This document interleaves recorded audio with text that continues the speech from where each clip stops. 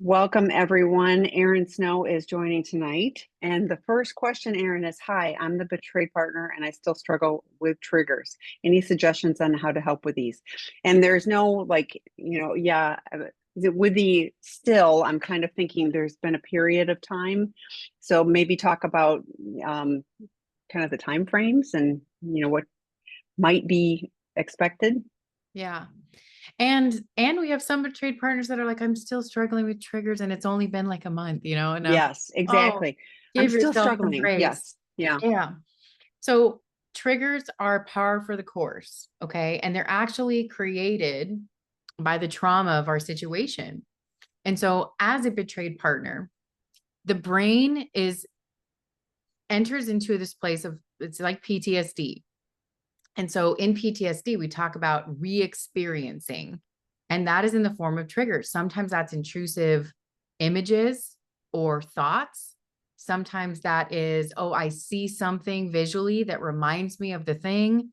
Sometimes it's my addict partner is says something that reminds me of when they were lying to me.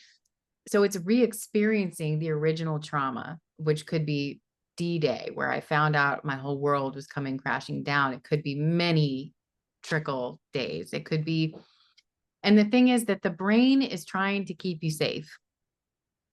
It is saying that the more knowledge I have, or the more that I am scanning my environment for issues, then I can protect myself from being hurt again. And the problem is that the brain is not super helpful in the healing process sometimes, because we actually have to consciously train our brains to regulate, to say, and sometimes I literally will say out loud, like, thank you, brain, for trying to keep me safe. And in this moment, I'm going to choose to keep myself safe. And I'm going to choose to do something that helps me to regulate. So I think part of managing triggers is in the beginning, there's a lot. I'm talking like the first year, even there's a lot of visual triggers, relational triggers, intrusive triggers that you did not ask for or want. They show up though. And as time goes on, if you're moderating that process with self-regulation tools and self-care tools, as much as that seems I mean, crazy, because you're trying to manage a life that's been blown up and potentially managing a job and kids and all of the things. It's like, well, where the hell do I find the time to do self-care or regulate? But it could be something as simple as, one thing that saved me in the beginning was a meditation track by, her name is Sarah Blondin. Every single track of hers was like soothing to my soul, bringing me back into my body, recognizing that I don't have control over really anything outside of me, but I can control my internal experience. I can control my inner environment. Um, Things like exercise, taking a walk, journaling. Like when I'm triggered, sometimes if I don't want to explode that out on the wrong person that didn't ask for it today, I could rage write pages and then just crumple it up. And it's like, whew, I released that from my psyche.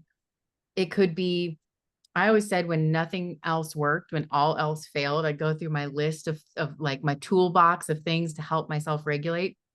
Change your physical experience. So if that's like a cold shower or a hot bath or holding ice in my hands, I mean, literally those things that were survival tools in the early days, it feels a lot easier now. And you'll notice that as long as there's no new traumas, that time does begin to help, but it's also what you do with that time. And again, for betrayed partners, nobody asked for this. You didn't create it. You didn't cause it. You didn't warrant it. And yet here it is.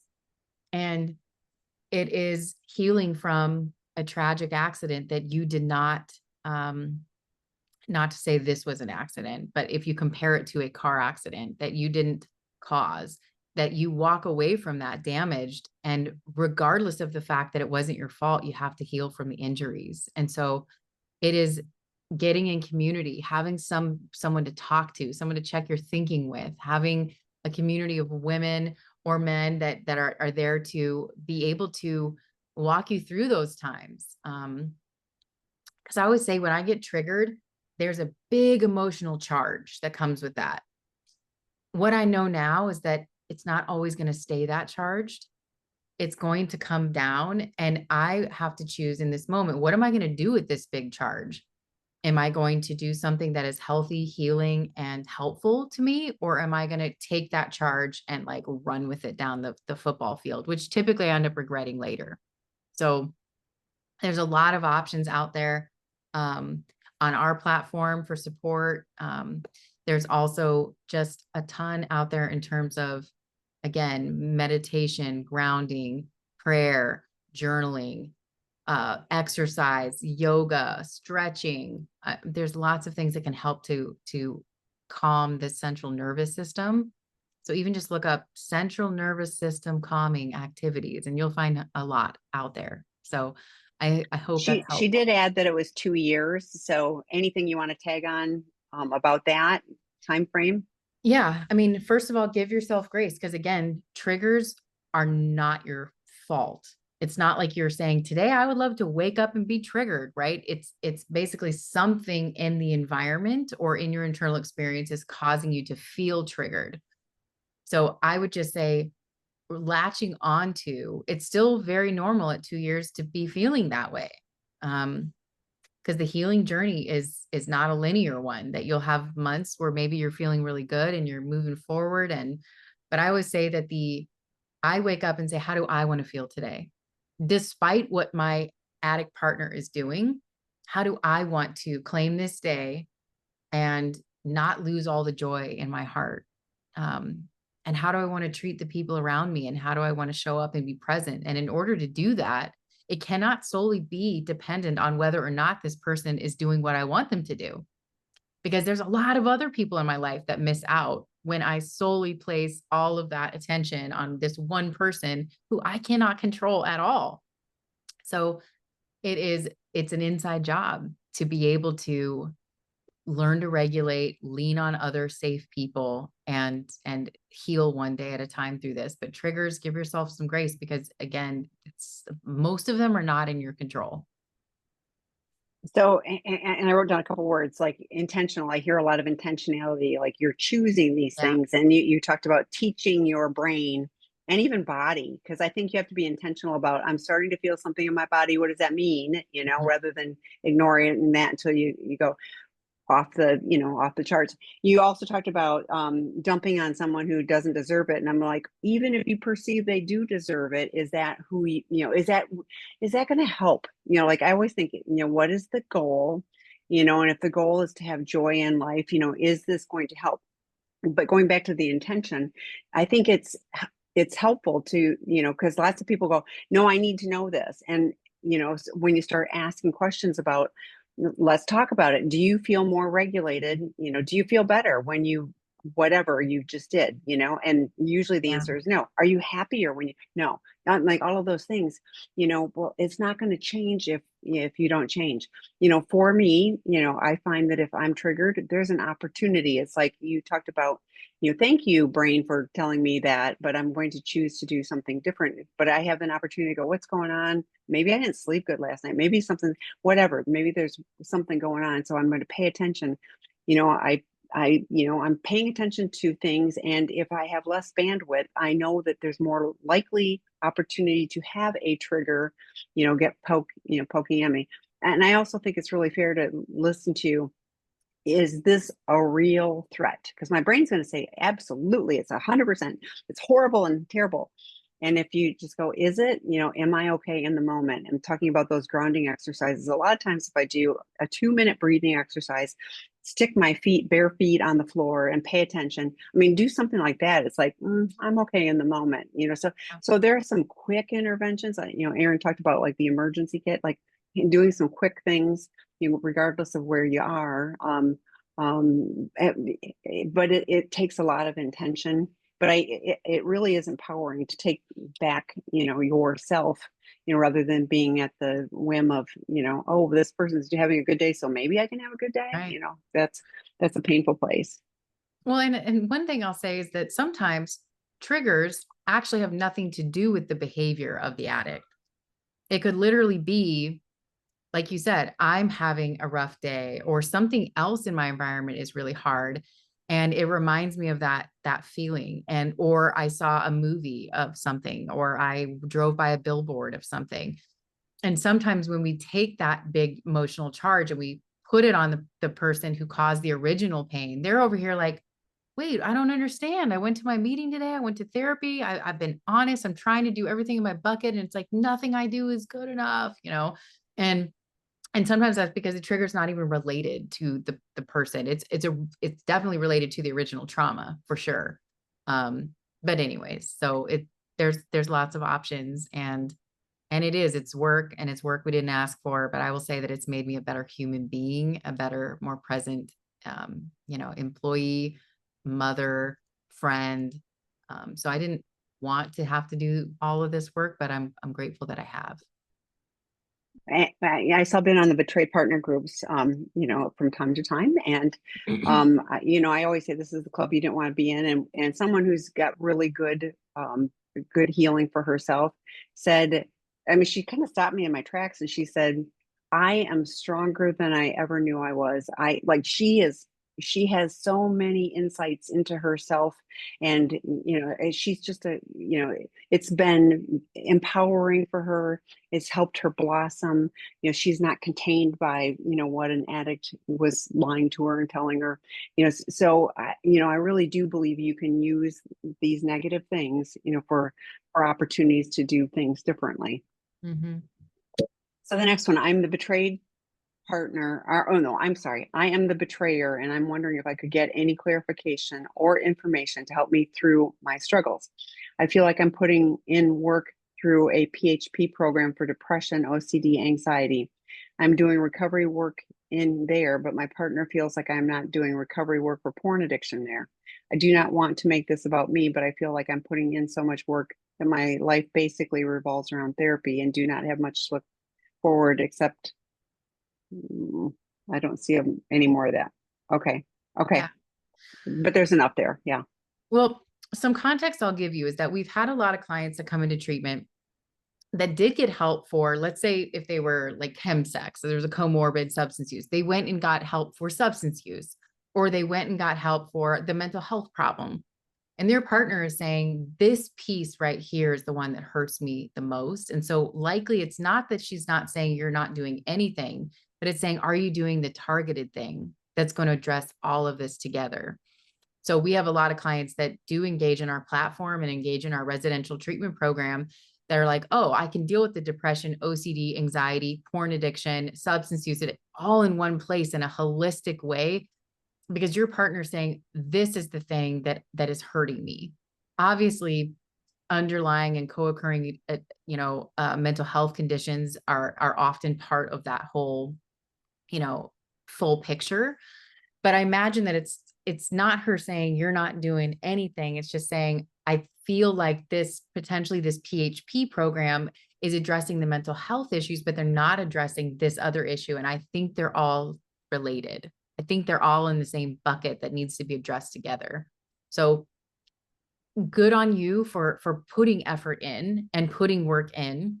I don't want you to waste time addressing one arm of the, or one tentacle of the octopus, when the other one is going to continue to come out and like slap the other ones down. And so I would say, encourage you to, if it's not with us somewhere, find a place that is, so you can kill multiple birds with one stone and not feel so drained and depleted by doing so much, that you're addressing all of these things together, would be my thought. So I have a little question for you because I like my experiences, but I don't want to assume anything. I see a lot of addicts who, particularly in the scenario that they've been caught. And so now there's a like, oh, somebody's wanting me to change, that there is a level of depression and anxiety, and some of those things that can be happening. And my suspicion is that we have some people that need to have that addressed, whether it's on a clinical level for a longer period of time or an intervention level just to get over the hump. Any thoughts on that? Yeah, I would say it's twofold. Okay. So we Okay. have those clients who have been experiencing a comorbid mental health condition for a very long time. So let's say that someone's bipolar and you're like, oh my goodness, how interesting. Now I notice that when I'm manic, I act out. When I'm not manic, I don't. That's part of the addiction cycle, is understanding that this actually moves and flows with the mental health condition. We have others that, okay, now I got caught. I haven't previously really experienced a whole lot of depression, anxiety, but now that these big compartments in my life have collided, I'm at threat of losing a lot in my life, and I'm scared of losing my partner or my kids or my job. That is actually very normal at that stage, to be feeling depression and anxiety and not sleeping. And that was what I would call an adjustment disorder. So that clinically, that's what we would call it. It's 6 months or less, where it's like because of a trigger or a circumstance that now I'm experiencing an adjustment period that can look like depression, anxiety, or mixed, both. So those two things are different in that we do have people that when we look at their history, whoa, this has been a part of your life since you were a teenager. We do need to address that. And others where it's like, this showed up after I got caught because of the big blow up, the atomic bomb that blew up, and the fear and threat of losing things and the shame and all of that that comes up. Yeah, well, and even with this, because it says, and I don't have anything to look forward to. So, in my experiences, an addict is going to go, I look forward to my addiction. I'm hanging on to that, digging my fingernails in. So Yeah. it could be And easy to go, oh, I'm going to work on these things, sure. rather than having to do that. Like you're talking about the holistic help. Yeah. And I think too, there's a period of withdrawal. There's a period of grieving. For many of our clients, they have had sexual acting out as a part of their life, as a coping mechanism, as a secret world since oftentimes teen years or before. And so it's been the friend that nobody knew about. And it was the solution to all the problems. And I kept that over here in the dark and in the closet, and it worked until it didn't work, until those compartments collided and you realize that this coping mechanism is hurting lots of people and not really working for you either at this point. And so I do think that there is a grieving that goes on of like, I have to separate myself from this thing that has been a part of my life for so long, and I don't know who I am without it. And I'm still dealing with fantasy and craving and urges and all this stuff in early recovery. And it's like, am I ever going to feel better? And the answer is yes. Yes, you will feel better. You stay the course, because that is the adjustment period right there. I was living one way. I'm now blindly trying to figure out how to learn another way, when really we're giving steps, tools, strategies, a plan, structure, all of those things to help you move to that phase where this doesn't feel so hard every single day. And I often say this is like having cancer. You want the cancer specialist, not your nice, General practice whatever. Yeah, doctor. yeah, Yeah. yeah. Or I was trying to think of, your ENT, I mean, whatever. It's like because those are professionals that are giving you help. So I'm not knocking them at all.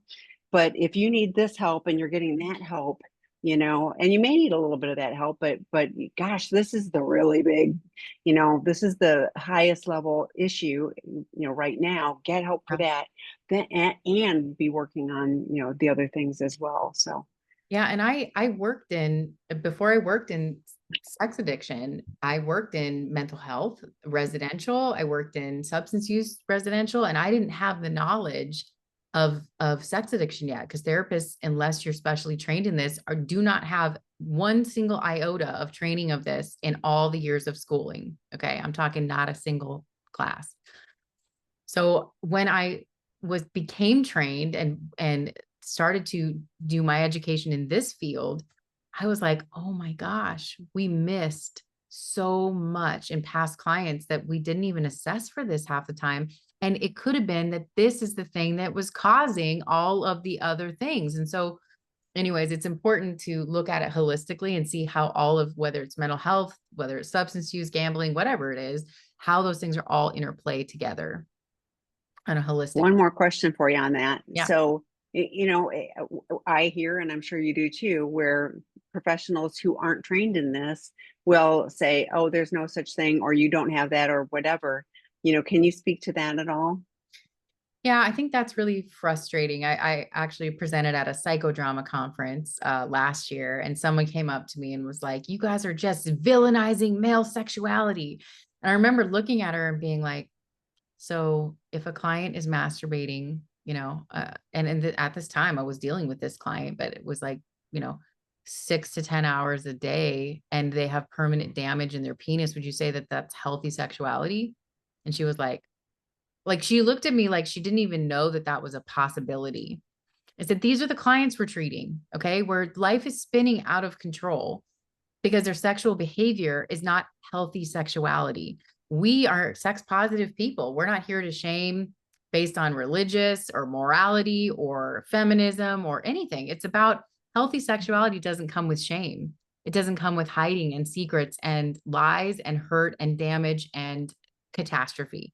Our goal is to help people find healthy sexuality, but I think that it's just a lack of education and a misunderstanding. I mean, it's just why this is still so stigmatized in our environment, even though it's literally everywhere you turn, you are witnessing this. Like the biggest story running right now is the CEO and the affair at the Coldplay concert. It's like this stuff is everywhere. And yet the education around there actually is hope and healing and specialists that are equipped and trained at helping people navigate this.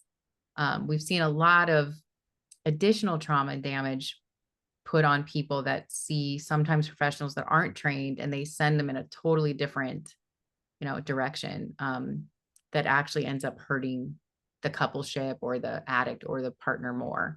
So yeah, we advocate very strongly on this platform to get someone who's trained and specializes in this. And that would be, there's a lot of different levers of people that do this work. Okay, now we'll move on.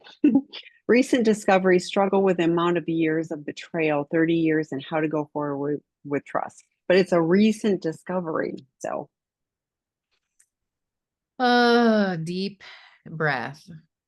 That is really hard. 30 years of your life, and just discovering that your life is not what you had thought it was, and how painful that is. Like I said earlier, there's two things. One is self-regulation, like how do I heal? And the other is what you're mentioning is how do I go forward to build trust again? Trust is only built through actions. It is not built through words. And a lot of addicts are really good at words. But again, you can't trust the word.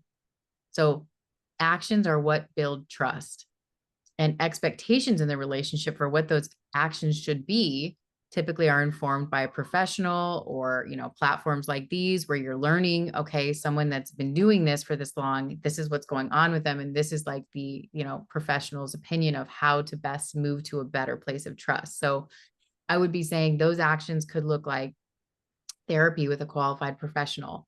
It could look like going to S 12-step meetings, SAA, SA, SLAA, SPA. I mean, there's lots of options there. In a group of some kind. Am I working steps? Am I talking to other men that are going through this, that are in recovery? Those are action steps. And actions is, are you being transparent? Are you offering evidence without me having to chase it down that you are where you say you're going to be? And you are financially, spiritually, and otherwise being open, honest, and transparent with me. Those are the actions that you would be looking for to help build trust. I always say that every little moment either puts a marble back in the jar of trust or takes a marble out. And that can be in the smallest of moments. So, yeah, building trust is about actions on the part of the person who has betrayed. And yeah, get as much support as you can, understanding what boundaries are. We have a wonderful work group coming up that goes over boundaries and how to be empowered in setting them and following through with them and setting boundaries internally and externally. And Debbie McCray does a great job with that work group. So I would just say get a lot of education and support around you, because you're going to need it to navigate this. It's not the club we wanted to be in, but you certainly can be the best version of yourself on the other side of this. And he's got his path too, and that looks like action. yeah. And I did put not just the boundaries, but the betrayed partner work group that Angela Spearman hosts or facilitates, she does a Yeah. great job, and there is talk about that boundaries as well. But and Debbie's are a deeper dive into boundaries. Debbie's don't start until later, so you absolutely could join Angela's, and you would get a really good foundation of things and support and connection. So I would encourage you to lean in that, and all of the free resources, drop-in groups. You know, I'm glad you're here, but the podcast, etc. There's just a ton of resources on our site, you know, to help support your journey. And the more he does, you know, for his work, you know, hopefully he's got a CSAT. Hopefully he's, you know, doing 90 and 90, you know, for 12 step. Hopefully he's done the sex addiction or doing the sex addiction 101 work group. I mean, all of those things start to put the marbles in the trust jar. So, okay, betrayed partner. And this one goes with the one that we just answered a minute ago. I was wondering if it's normal for my PA spouse to not want to share details regarding his outpatient depression program with me. He struggles with privacy because of his controlling parents, but I'm struggling with not knowing how he is working on his mental health since I know that's the root of his addiction. As far as I know, there isn't much recovery work regarding porn and technology addiction. To be clear, the clinic does not specialize in addiction recovery. Got it.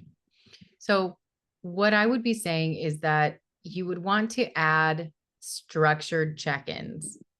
Okay. So not in the sense of like, I'm just going to like randomly bring up like, so how was group? Tell me all about it. Because we do want some level of privacy in groups and things of that nature. But I think having a structured check-in, whether you do a check-in that's nightly, whether you do once a week, it is helpful, I think, to have a structured check-in, for the addict to feel like, okay, I have a check-in coming up and there are some thoughts I could gather about what I'm doing in group, what I'm realizing, what I'm reflecting on, so that he's not caught off guard. And that initial like privacy trigger goes up of like, I have to protect myself from my parents that are prying into my private life.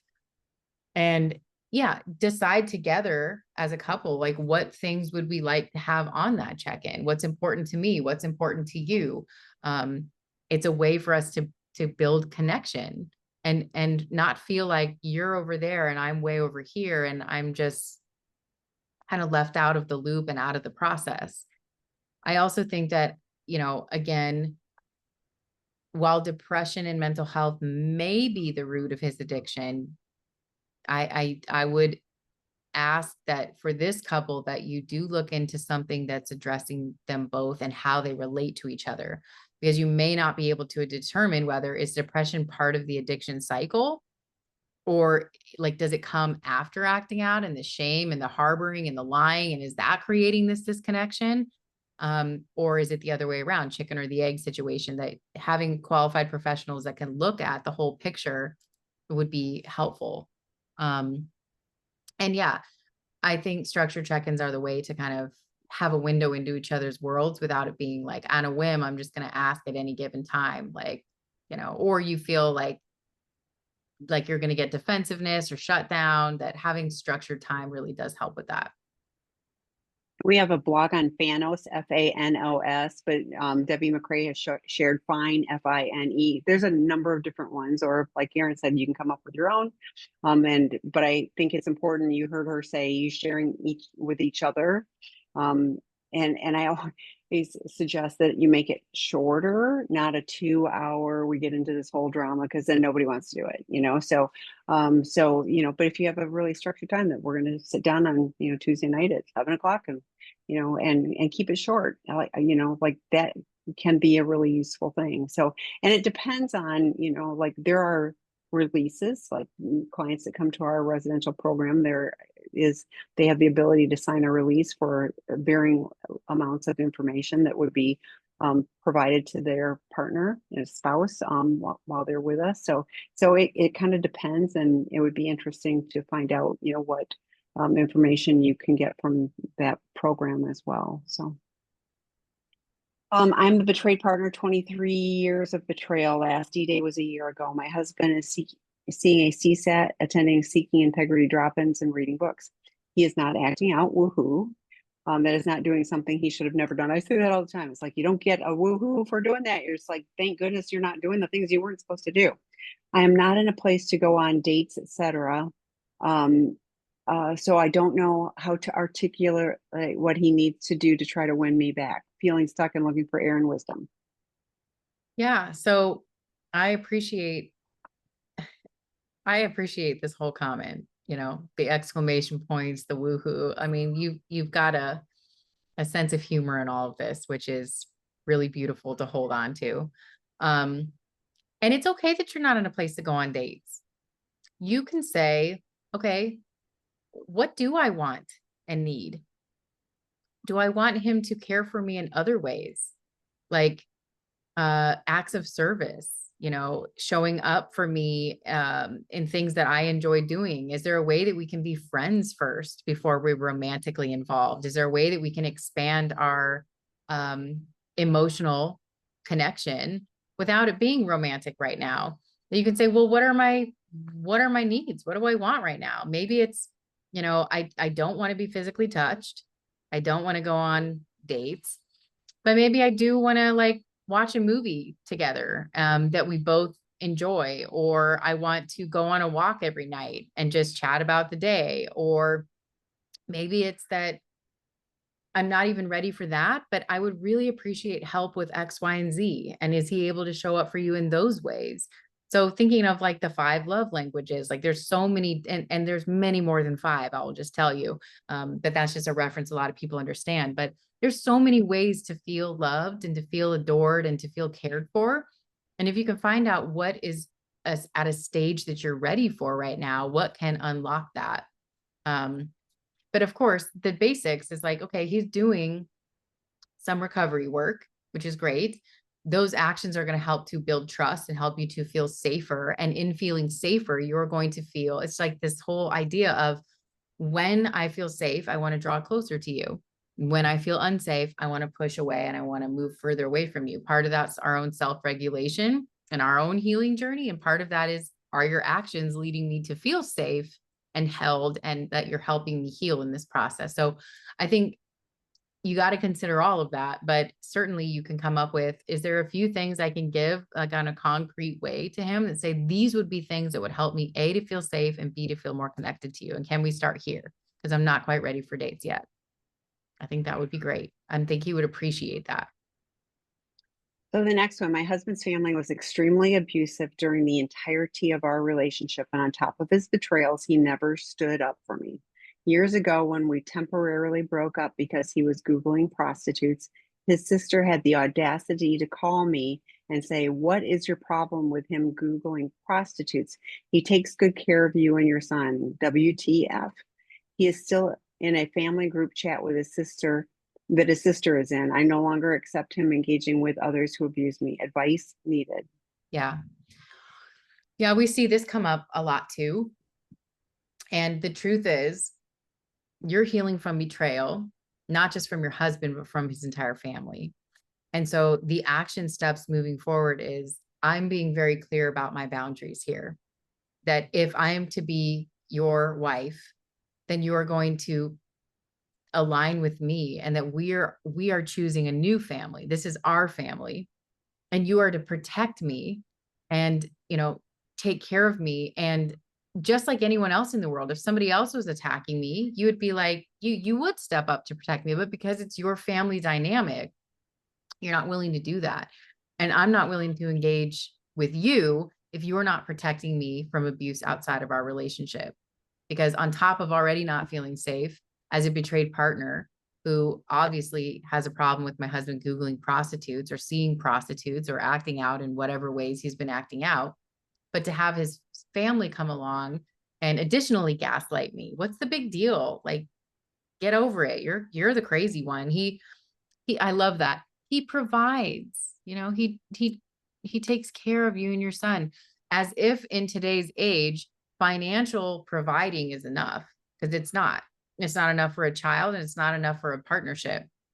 There's so much more to a relationship than saying, well, because I pay the bills, you need to just put up with all of my behavior. That we're way past that generation, buddy.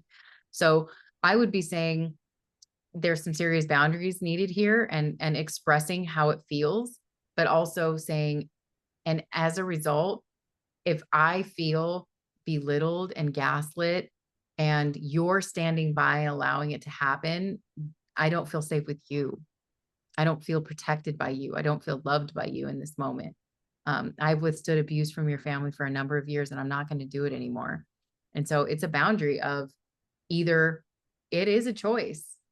It really is. I mean, call it an ultimatum, call it a boundary. But in this case, the intention is I want to be close to you. I want us to heal our relationship. And I cannot do it in the environment where your family is attacking, abusing me, or calling me the crazy one. That's just not fair. It's not fair. And it's not an environment we're going to heal in. Yeah, and to ultimatum or boundary, but if you have an ultimatum or a boundary, there needs to be a consequence that you are able to hold, and that's the hard part of this is like, because you said we were temporarily broke up, implying that you're together again. So what would, if you hold that hard line, what would the consequence look like for you that you are able to do? So, that's the challenge with all of this stuff. And I put the link in for the boundaries work group, that's coming up. Debbie McCrae is fabulous with helping people internal boundaries as well as the external boundaries. So that may be a useful thing for you to consider too. The next one, I'm disappointed that partner is not very active in finding mutual healing work in groups. Yeah, this one comes up a lot too. But what I'll say to that is that, yes, for the best possible outcome in healing in a coupleship or relationship, both partners are engaged in healing work.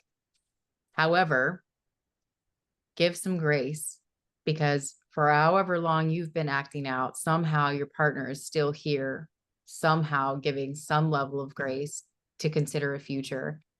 And not all partners right out the gate are ready to do the work. And some of them see this as your problem and that you need to deal with this. Obviously, we see that very differently here, but give some grace that it can be invitational. It can be that I just want you to feel supported. I want you to feel like you have tools to navigate the pain that I've caused in the relationship. There's ways to be invitational without saying you need to do this or we're not going to heal, because that's not going to fly and that's not going to go over very well. So I would be very careful about how you navigate this, because again, on her own terms, she may find the willingness and the openness to join a community or share about this. But in the beginning, it's like, A, I'm shocked and traumatized. B, I might just be trying to function in life right now, managing kids, home, job, while feeling all of this turmoil inside. It could be I feel humiliated and I don't know who I can talk to, and I'm not sure if I'm ready for a group. So give some grace, because yes, our hope would be that partners see this not as an obligation, but as an opportunity to heal from damage that has been caused to them, so that they have the best benefit of whether or not the relationship works out, of healing and moving forward without carrying this with them forever. But yeah, I understand, and be very careful how you navigate that. You can be invitational and welcoming and pose it in a way that's like, I want you to feel supported and loved. And I know that I can't give that to you right now. And there's ways in which that can happen. But yeah, the addicts that are very quick to be like, well, you need to be doing this group or you're going to hold up our recovery process. And they're over here like, if you didn't blow up our freaking life, I wouldn't be in this position. So sometimes they have to get through that initial shock to feel like they're willing and open and ready to do some work. And I'm going to bounce down because it's a tag on to the last one. Additional information for prostitute and sister question. I am a very high income earner and more educated than him and his entire family. And I've seen this kind of situation before where you have comments on that particular thing where the family is railing around. Wait, so the high income earner is the betrayed partner. Aha. So and they're going, you're a good he's providing for you, and you're going like, yeah, I'm providing for myself. Thanks. Yeah, he's good to you and your son. So I took that as what I hear often from families are like, they provide, that's enough. In this Yes. case, that's not even the case. And what evidence do you have that he's so good to you and your son? He's over here acting out. So I would just say it's, you know, family systems, especially family of origin systems, man, they hold tight to this contract to protect each other at all costs. Like dysfunctional family systems will, the person who's trying to call out the dysfunction is Mhm. the one who gets the biggest brunt and slack from everybody else. And you are the one shining a light over here saying, look, this isn't okay. And they're like, don't touch the family system. Don't upset anybody. Don't rock the boat. And so dysfunctional family systems will do that. And in fact, the fact that you're pissing them all off shows that you're probably on the right track because those families, those systems don't want to change.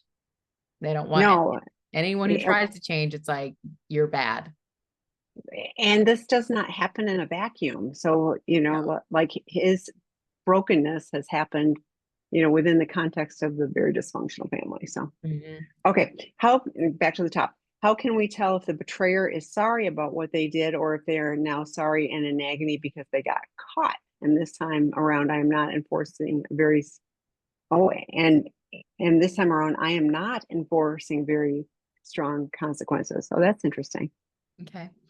So, um, both can be true. Let's put it this way. So, oftentimes, because this is highly compartmentalized, so they're going along and they're acting out, and maybe they have moments of shame or moments of like, I'm never doing this again, but getting caught, those things collide. And so what was kept in secret is now in their reality. So what is in the subconscious or off to the side is now right in front of their face. And I do believe that, yes, of course, they're going to have heightened feelings of shame, apologizing, I'm sorry, I don't want to lose you, because and I would say that most times that's actually how they feel. And it was brought on by the fact that now their reality is forced into their awareness. That this isn't just some side situation that I'm ignoring. This is something that I have to deal with now. And the wreckage of everything I've done is now right in front of my face. So I would say that yes, the being caught triggered the reality to come to full circle moment where it's like, oh God, the gig is up. This is over. This is not some secret that's not hurting anybody. This is hurting people in my life. And they're forced to reckon with the wreckage they've caused. I'd say most of the time that is genuine. Um, it doesn't last if they don't do different work. That's the truth. It wears off, and the addiction cycle continues. So I would just say for you, saying that this time I'm not enforcing very strong No, she consequence. corrected. I am now enforcing very strong consequences. She added on because yeah, so I Gotcha. wanted to correct that. So Okay. So, okay, I was going to say good for you. yeah. Good for you. Mhm. Um, and yeah, look, the truth is, I hate saying this, but in every addiction I've worked with, the higher the bottom, it's like the pain of staying the same is now greater than the pain of changing. And sometimes consequences, a nudge from the judge, threat of losing your marriage, that like forces you to say, I can no longer live this way because look at everything that's going to change and everything that I'm going to lose. And unfortunately, the addict part of them is like, oh, I could just get away. You know, that voice that whispers in their ears, like, oh, I could just get away with it again. Or, oh, if I just get through this phase, then the next time will be different. Or I just need to get through this conflict. But the reality part of them is like, whoa, these consequences in my face are actually really scary. And I don't want to lose all the things that I care about. So it does prompt change. Like I would say, a lot of clients who come to treatment came because they got caught. They did not want to come to treatment when they walked in the door. But slowly in that process of being there, we call it the locus of control. So the locus of control is like, I'm being forced to be here, external locus of control. Somebody else is the driving reason why I'm here. But in the process of being in treatment, all of a sudden they begin to have their own internal locus of control that says, I don't want to live like this anymore. I don't want to hurt people anymore. I want to be a person that has integrity. I want to be a person that heals my brokenness. Like it shifts internally. So for those of you out there that are like, I would never want to go to treatment, it does become something that every one of these men want once they're here, because they understand and begin to feel how good it feels to be authentic, to not have to run a life based on lies. They see how it's connected to their childhood trauma, to their upbringing, to their attachment, and yeah, and they're in connection for the first time. That feels authentic. So, anyways, I would say that yeah, it's real, and more work has to be done. And so I'm glad you're enforcing greater boundaries at this point in the game, since it's not the first time. And you were just talking about like you'll feel better and all of these things, and the addict in the thick of all of this, it's like that earlier question of like, well, I've got nothing to look forward to, because we're so focused on I need to hang on to this stuff. And Yeah. I always say, when we talk about 3 circle plans for addicts, the inner circle is the smallest circle. It's like, the outer circle is all the good stuff in the world that we're missing out on because we're so focused on hanging on to this stuff. So Yeah. it's hard. I suspect, probably every man that walks into the program is going like, I have to give up all of, everything good in my life, and it's hard, which, kind of goes back to the depression and all of that, those questions, of course, anxiety, all of those things. And if they just are willing to do the work, things shift, and they shift, they can shift pretty quickly. Where they start to go, wait, this is different. And I like myself better. Like what a gift. So, Yeah. and unfortunately, like, if I could wave a magic wand, everybody would be on a recovery journey. And I don't have a magic wand, and they won't be. I mean, that's just the reality. Some people will absolutely choose to remain in active addiction. Okay, next question. I'm the betrayed partner, and I have an anger within me. And lately, I feel like I have a right to be angry. I don't like the anger. I feel like I'm not an angry person by nature. Any suggestions to help with this anger? I found out 2 years ago about the infidelity. Yeah. So anger is is a protective emotion. Anger is a powerful emotion. And oftentimes, yeah, okay, well, let me first say you have a right to be angry. Absolutely. It's what you do with the anger. I think that is so I have there's a lot of partners that will say, like, I have a right to be angry, I have a right to scream and yell and throw things and berate someone and all the things, and say, yeah, you have a right to be angry. Um, but what is your character? Who are you? Who do you want to be? Who do you want to show up in the world? Do you want, I think that a lot of partners equate anger with power, because it makes them feel like I have the strength to set boundaries. I have the strength to enforce consequences when I get into, because anger is just a lid on more vulnerable emotions. So what's under the anger likely is the thing that has to be dealt with, right? It's the betrayal. It's the hurt. It's the abandonment. It's the things I don't want to look at. It's the things that the sadness, the deep sadness that comes with betrayal. And so I think that it's easier to stay in anger because I can just shoot darts everywhere. I can stay unregulated. It is much harder to actually say what's underneath the anger and what do I need to look at in order to help regulate and heal some of that stuff. And I think a lot of partners too, once they get past the anger phase or they go beneath the anger, then they feel it feels like weakness to them because now I'm in my sadness, I'm crying, I'm sad, and I miss the person, right? There's ambivalent love of the person I loved so deeply and the one I want to run to with all this pain, I can't because they're the one who hurt me. And so it's this push and pull of like, come here, go away. And they're afraid that if I'm not angry, then I will just let it happen again, or I'll just let down my guard again, or I'll just allow myself to be hurt. And so, yeah, I think that, you're 2 years finding out about this. So, you're can still very well be in the thick of it, but I like you said, I don't like the anger.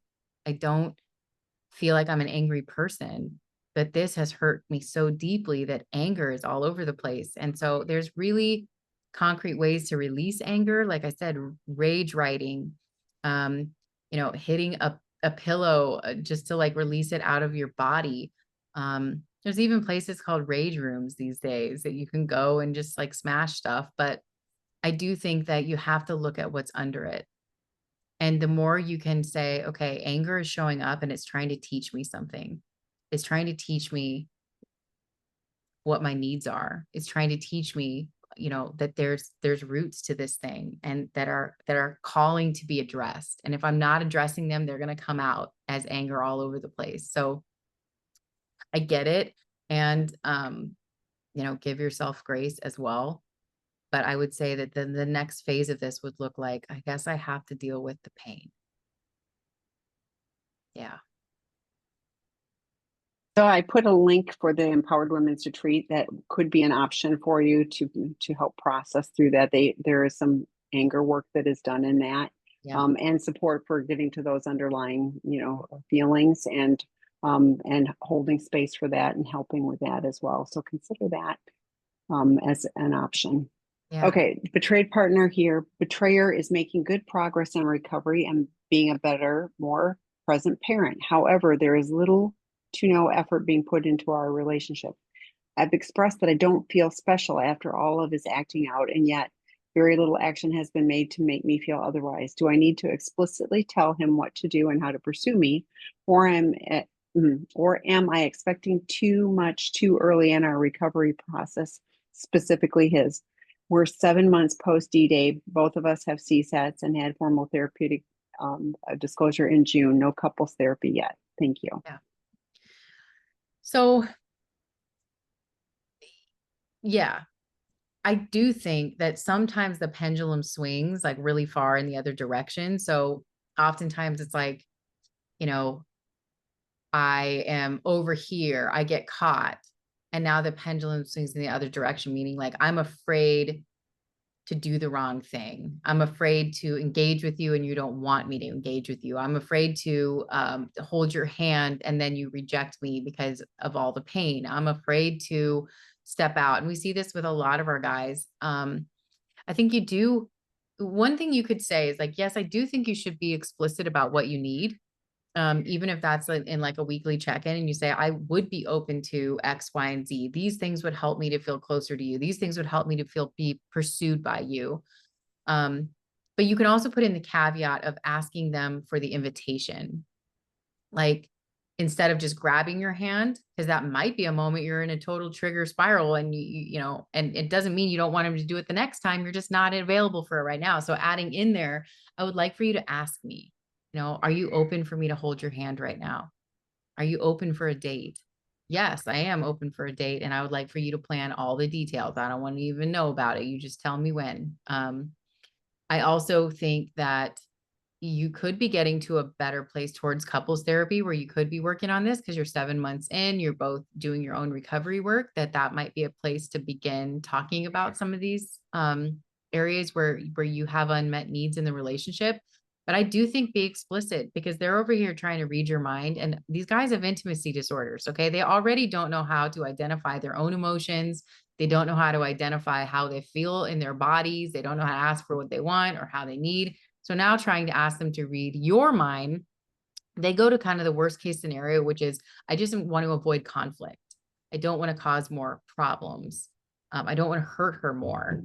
And so I would say being explicit, saying you're open for the following. And if you ask me in the moment, I would probably be down for that. Is a good direction to go.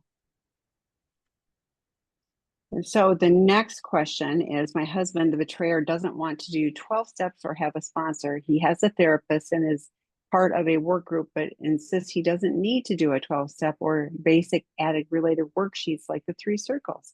His therapist doesn't push the issue in these things. Can he be in good recovery without these fundamental recovery efforts? I mean, it's not a good sign that he's not willing to try. I will say that. Do I think that the 12 steps are the only possible path to recovery? No.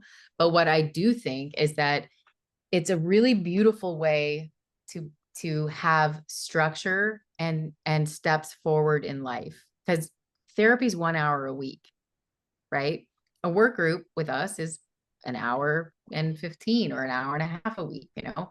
So what's he doing with all that other time? And this is about community. This is about, I'm relying on other men that are going through this to be able to help me live in consultation where I'm not making decisions on my own. A sponsor is amazing because you don't pay them, but they're further along in the recovery process than you. And there's someone that is saying, I want to pass down what I have, and call me, check in with me, talk to me. So it's the fact that it's totally free and it's available to everybody. And it literally gives you a plan for living life. And it adds this like bolstered support around that 1 hour a week that you're in therapy. I think it would be challenging at best to get through early recovery without some sort of group or structure for daily living and moving through this. So yeah, we have a lot of people that come in and are not open to it, mainly because they'll say, oh, it's a religious program. No, it's not. It's a spiritual program. And a higher power can be defined however you want to define a higher power. So sometimes wrestling through the barriers helps us to determine what's the big deal. And then we expose them to different meetings and treatment. And then they're like, wait a second, this is actually pretty awesome. And it's the one place in the world where I'm not judged. I'm accepted for who I am. Why would you not want more of that in your life? So it would, is it doable? Sure. It would be difficult because the whole purpose, the opposite of addiction is connection. You have to be connected to a group of people moving through this together. Otherwise, it's just more of the same. So a couple of things. I was thinking the same thing. But the 12-step program is readily available. There's lots of in fact, we did a webinar on the 12 steps because there's so much misinformation out there. But if addiction is a 24/7 issue and he's dabbling in these things, you know, seeing his therapist once a week for 50 minutes, you know, doing a work group, great. And I say when people are signing up for that, that's not enough, you know. uh the bigger thing to me is, you know, so somebody else asked what's the 3 circle plan. It's a relapse prevention plan. So what is his relapse prevention plan? And we talked a little bit ago about the inner circle is the things that would be identified as acting out. The sometimes the red circle, but otherwise inner circle. The middle circle or yellow circle would be, I'm on a slippery slope. It can be boredom, it can be stress, it can be, you know, I got bad news at work, whatever. Somebody looked at me funny 2 days ago, you know, whatever it is, you know, that, you know, we identify too hungry, too tired, you know, whatever. We're looking at those things that could make us vulnerable that we need to pay attention to. You know, we talked earlier about intention. We have to pay attention. The outer circle are all the things in our life that that help us, that make us find, you know, help us with joy and connection and meaning, you know. And are they recovery things? I actually do really value that my 12-step community. It's a really important part of my life. Those people are amazing. But it's not just that. I like to hike, so hiking would be part of it. So it's all of the things, you know, that are good for me to do. I do my meditations on a daily basis. You know, I have too much to lose. You know, I want the good stuff in 12 step, which I know he doesn't value, but you know, we're given a list of promises and they do come true if we're willing to do the work. You can't sit on the fence with this stuff. You're either in active recovery or active addiction. You're not. If you're straddling the fence, you know, you're going to fall over into activity, and you don't get all the good stuff. You know, you're missing out on all of the good stuff of recovery. So I'd be really curious what his relapse prevention plan is. You know, we always say, you know, failure to plan is planning to fail. You know, so my point with all of that is, what are you doing to take care of you, betrayed partner? What boundaries do you have so that you are okay? You know, whatever he's doing or not doing. Erin started earlier with, you know, I'm not going to have my joy be focused on somebody else's behavior. So how are you taking care of you so that you are okay, regardless of what this person does? Until the pain of change is less than the pain of staying the same, an addict doesn't change, and he may not have had enough pain yet to really change. So, and even with this therapist, a good addiction therapist, Dr. Rob did a whole teaching to therapists on this. It's like a good addiction therapist. It's different than, well, let's talk about what happened this week and let's talk about your grief. It's different. You need accountability. You need a plan. We have no boundaries. We have no plan and all of that. So that's a therapist. A good therapist will help. A therapist that, especially, I always say, if the addict partner really likes their therapist, I would want them to respect their therapist. But if they really like their therapist, I'm always suspicious that their therapist may not be holding them accountable enough. So okay, we are out of time, and again, we have more questions. So I don't think we can, any reason. Yes. So to the person who's asking to decide if 12 step is necessary, email tami@seekingintegrity.com, and I will send you, it's a free webinar. It's a half an hour of content on navigating the 12 steps, and take what you need and leave the rest. And but we have so much content. We talked about what real recovery is in a separate webinar, and included how that can be part of the process as well. So thank you all. Thanks, Erin, for being here tonight. Thank Bring back your you. questions. Start sooner so we can jump right on them. So bye, everyone.